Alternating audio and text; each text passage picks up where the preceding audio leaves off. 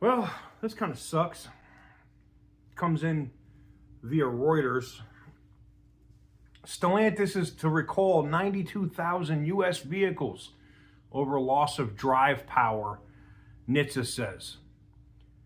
Chrysler owner Stellantis is recalling 91,787 Jeep Grand Cherokee vehicles in the U.S. due to a software error within the hybrid control processor.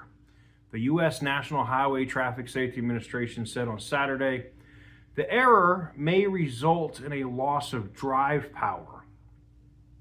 Now, what it means is all of these, I think this happened on the Wranglers too, right?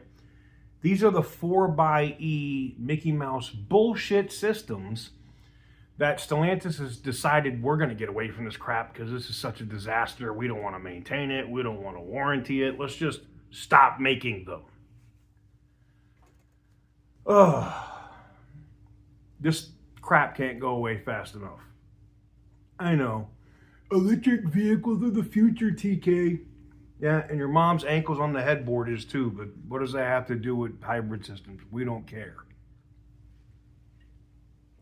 Look, it's stuff like this when Stellantis jumps into these new technology, and it's not new. Hybrid systems have been around for a while, but when you don't normally do it, and then you're like, F it, we're going to do it.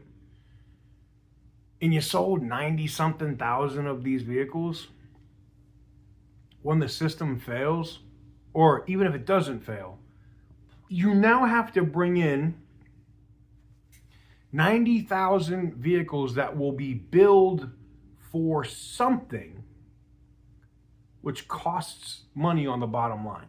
Every time I think financially the company is turning around, like hella Ram sales, right? Or people being excited about the new Jeep Cherokee, or, you know, the 392 and other V8s going into the Gladiator and Wrangler, or a 6.4 liter Ram. You're like, when you have all of this stuff, right? And it looks like the revenue is going to swing the other way, you know, a $42,000 Durango, people are going to be all over that. Like, you know, white on rice, I guess would be the best way to say it. I was going to say flies on, but whatever. But people are going to be all over that. And that's good for the bottom line for the company of Stellantis. Where it's bad is every time they get ahead, right? Like they lost 2.5 to 2.7. I'm being generous saying 2.5.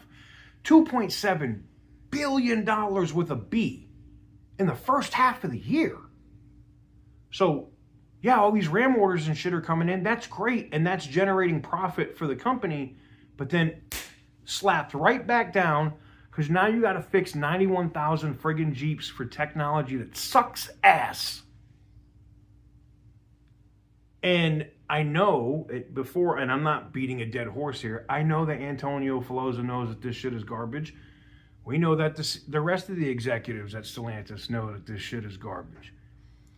It's just about, now they have to maintain this crap, the warranty crap, the recall crap. It's the error of Carlos Tavares as a CEO is, pardon my language, but it's going to be fucking this company for at least the next 2 years, or at least until these other vehicles can get the F out of warranty, right? And hopefully there's no more recalls where the government makes them fix it, even if it's out of warranty.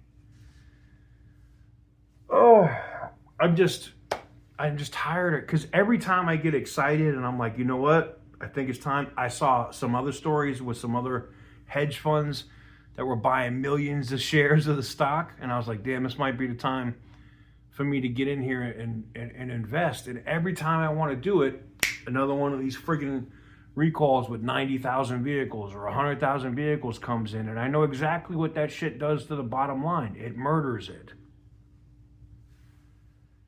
Hopefully, now that there's people that are competent in charge at Stellantis, and I'm talking about Filosa, and I'm talking about Tim Kuniskis and Matt and and Bob, and then maybe even Christine, maybe, who knows? We'll see what she does at Chrysler, but I don't have any confidence right now. Maybe, just maybe, they'll turn this thing around. Because there's idiots like me and the rest of you that watch these videos that are going to go buy this stuff that they're going to make coming soon. They got to get the quality stuff on point. They just do. They got to get quality parts. They got to pay more for the parts. They got to make less on vehicles. And I've had this conversation with these executives before, but they got to do it. They just got to bite the bullet and eat it.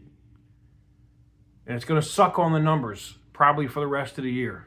But if all this other cool stuff is coming in 2026 and you already have some cool stuff that people want, 2027 could be a banner year for the company. And it would clearly show that, you know, the method that SRT and Dodge and Ram and Jeep want to push this company is a lot better than that European bullshit that Carlos Tavares wanted to do. It's like, I don't want to say this, but it's literally like Carlos Tavares literally wanted the company to sit there and just get slapped in the face with a, yeah, just, we're going to slap you in the face with a dick. Stupid. I just don't understand. There was no, like, market research behind any of this shit. I mean, I know they probably paid for their own studies and their own, you know, market research to justify that. But I think it was all just, let me pad my compensation package. Let me make as much money as possible, but not releasing the gas charger at the same time as the electric charger.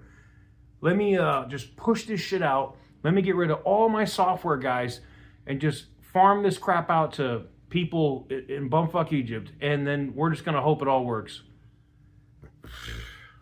God. Stupid. Let me know what you guys think in the comment section down below. Give the video a big thumbs up if you like what I do. Hit the subscribe button if you haven't already. If you think this is retarded like I think it's retarded because we're having to deal with another recall, you know, from the Carlos Tavares era, just put a hashtag R. Don't put the full word because YouTube evidently doesn't like it, but just put a hashtag R in the comments. I just want to see how many people think it's dumb too. Anyways, as always, thank you very much for watching, and stay petty, my friends.